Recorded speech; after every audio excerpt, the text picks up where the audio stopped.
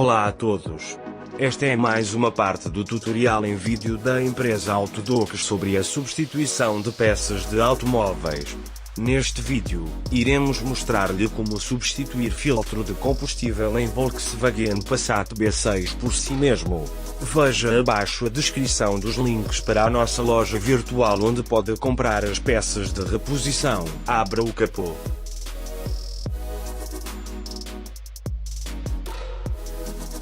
Use uma chave Torx número T20. Solte os parafusos de fixação da cobertura do filtro.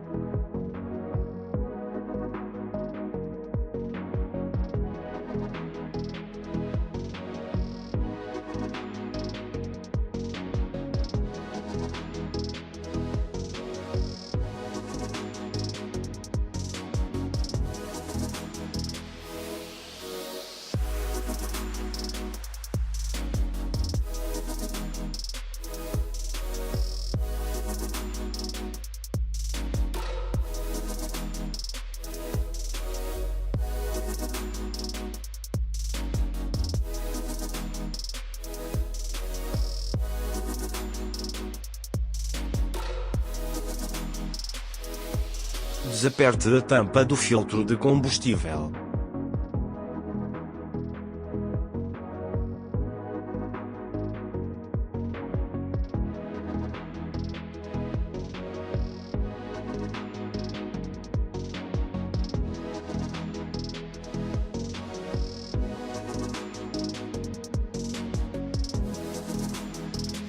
Retirar o filtro de combustível.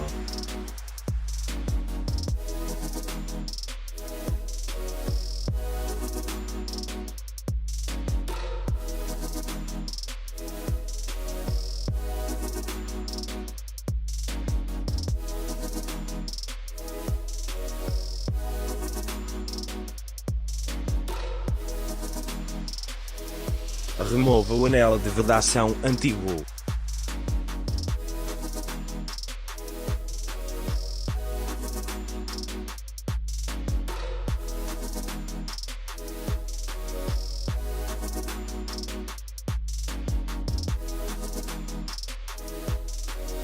Instale os novos O-rings do elemento filtrante.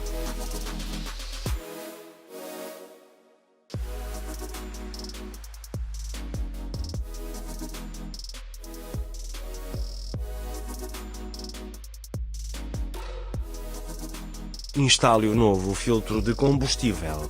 Por favor, lembre-se que é importante não confundir os lados de filtro. As setas no filtro indicam a direção de fluxo de combustível.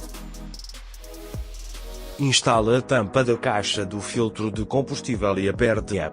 Use uma chave Torx número T20.